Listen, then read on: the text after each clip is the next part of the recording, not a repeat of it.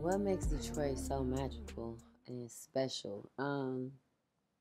For me, I feel like just because we go through so much, I feel like a lot of us have experienced a lot of shit, and despite that, we still find a way to celebrate and to be happy and enjoy ourselves. So I feel like from pain, for a lot of people, some people, some not.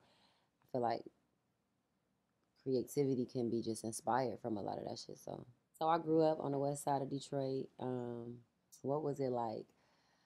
For me, I didn't really realize all of the stuff that was happening around me because like it's your normal, you just in it. So like my favorite parts was like the penny candy store. Like I grew up mainly in the Dre Road area. So like I would love going to the penny candy store. I would love when they open up the fire hydrants and we like that was our little water park. It was little stuff like that. Like I didn't realize the environment that I was in until I moved away. So for me growing up, it was fine. Like yeah, we was struggling, but that was normal. Everybody was struggling. So it took for me to leave to then look back and be like, damn, like you made it out the mud. How did I get into modeling?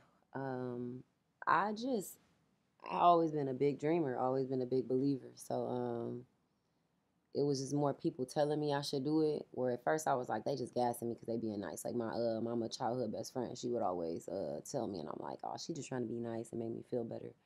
And then it started coming from people I didn't know, and then I was like, okay, maybe I should actually go for it. And then I had went for America's Next Top Model originally, and got rejected. And then my family in LA, they was like, I got a couple cousins, like distant cousins out there, and they was like, well, whatever happened, like we got you, like come back.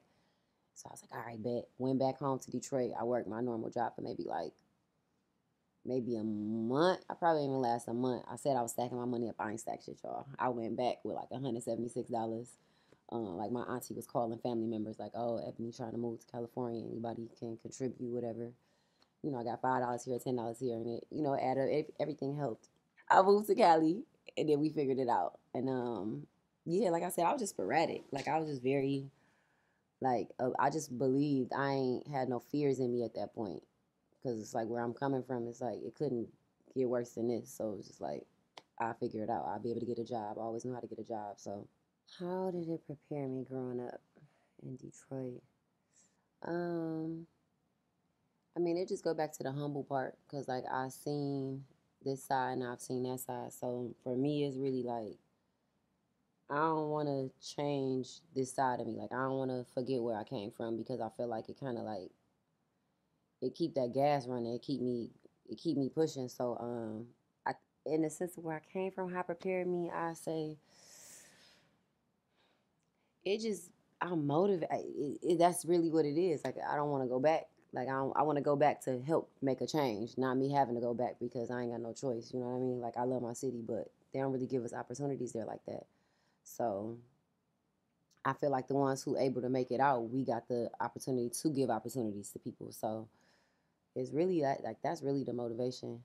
Like that's what keep me going and push me.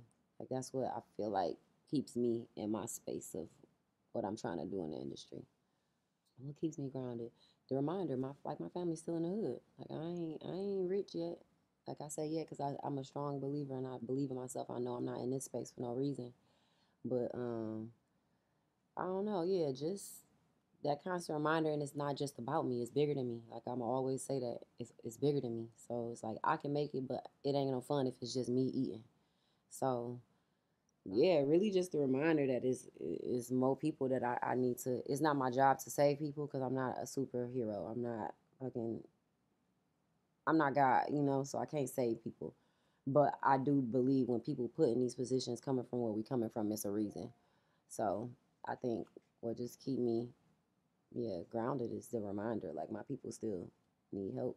Like regardless if it's not even about the money, it's more about like the lessons. Like I'm around people that I done looked up to since I was a kid. My brothers and looked up to my mom. People, I'm meeting so many people and I'm soaking in every bit of knowledge I can get so I can share it with my people. Whereas like they don't know a lot of stuff. They still in the same environment. So it's like sometimes people receive it, sometimes they don't because it still seem like some people be trying to look at it like a fairy tale type, but it's like they don't know the work I've been putting in for the past 12, 13 years. If I could talk to young Ebony, I would just tell her to keep believing in herself and don't listen to people. Like, because somebody else gonna always put they fears on you and put their own stuff on you, and it's like I allowed that for years in the modeling industry. I let one friend, and she meant no harm, but I let somebody tell me they own insecurities of my situation, and it festered like a snowball. It literally just kept growing. I'm like, damn, what if? And the mind is powerful, so it's like as long as you put your mind to it, it sounds cliche, but it's really that simple. So it's like not that simple because it's like, yeah, you can't just think and it's gonna pop up, but it take work.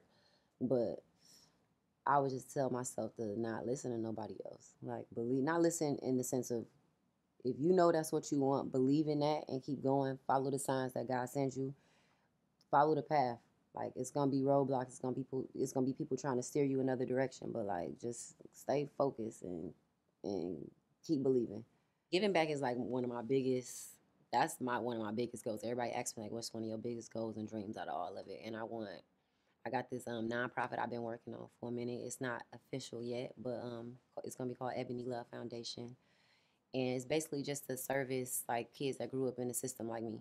Like I was in foster care, so it was so many resources and things I didn't have when I was growing up. So like whether it's them having somebody to talk to, clothes for school, shoes, supplies for school, like just little different stuff. I just want to get them resources in a place like a safe space for them to go once a week or how many ever times they can go, just to like get them out of their environment, even if they're not in foster care or adopted. Just like people, like kids that come from, you know, struggling families. Like I just want them to have a space where they can go, cause you know it ain't easy, you know, being in certain environments and not having an outlet or an escape or even somebody to talk to that actually care. So yeah, that's my biggest. That's something I'm excited to work on. What's up, y'all? It's Ebony Riley, and I need y'all to go and check out 24/7 HH. Go pull up on them real quick.